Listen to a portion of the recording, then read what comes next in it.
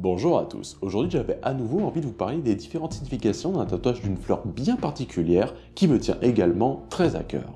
La fleur dont je vais vous parler est notamment très connue au Japon. D'une couleur blanche, rose et parfois un peu rouge, elle a notamment été énormément représentée au sein de l'art asiatique, notamment au sein de l'Irezumi, mais avant cela dans des peintures comme des estampes. Bref, aujourd'hui, je compte vous parler de la fleur de cerisier.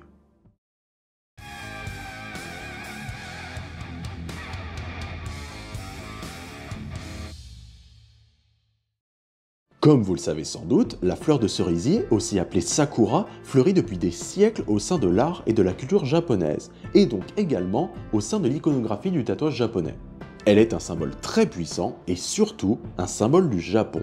L'événement des cerisiers en fleurs faisant d'ailleurs l'objet d'un festival au Japon célébrant l'arrivée de l'été, ce qui en fait donc en premier lieu un symbole national ainsi qu'estival.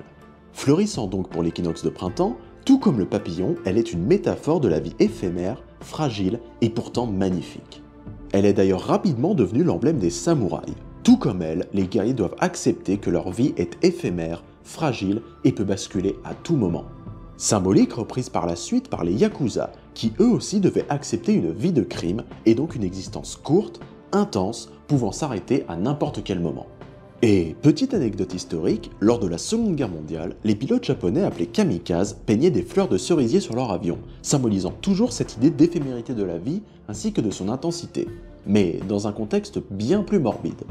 Le gouvernement japonais à l'époque encourageait d'ailleurs fortement cette symbolique, prétendant que l'âme des soldats se réincarnait dans des fleurs de cerisier.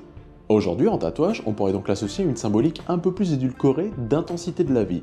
Ouais, parce que vous suicider dans votre avion ne vous réincarnera pas en jolies petites fleurs en fait. Chez les bouddhistes, on retrouve également une symbolique similaire, puisque la fleur de cerisier tombant rapidement de l'arbre qui l'a vu naître. Très exactement 2 semaines après sa floraison, les pétales de la fleur de cerisier commencent déjà à tomber pour ne plus refleurir avant l'année suivante. Le fait que cette fleur vive peu de temps pour certains est un constant rappel de la nécessité de vivre le moment présent. Mais pour d'autres en revanche, elle sera davantage un symbole d'humilité ainsi qu'une preuve qu'il faut conserver une vie ainsi qu'un comportement humble.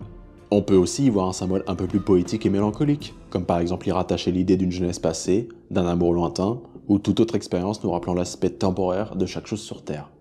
A savoir que l'on retrouve cette symbolique de l'éphémérité de la vie humaine ainsi que de toute autre chose chez la fleur de cerisier au sein de toute la culture asiatique. Bien évidemment, la fleur de cerisier est aussi un symbole de féminité et de sensualité, principalement en Chine. Bien que dans les estampes japonais, elle a également vite été associée aux geishas ainsi qu'aux jeunes femmes sensuelles et élégantes, symbolisant une beauté qui ne disparaît pas avec les âges, mais se transformant au fil du temps. Symbole renforcé par le fait que cette fleur n'existe qu'en 2 couleurs, rouge et rose, 2 couleurs rappelant donc fortement, comme vous le savez, la sensualité et la passion, bien que la couleur blanche de la fleur adoucisse fortement le motif. Et pour terminer, la fleur de cerisier en tatouage peut également symboliser l'espoir, ainsi que l'envie, le besoin ou la réalisation d'un nouveau départ.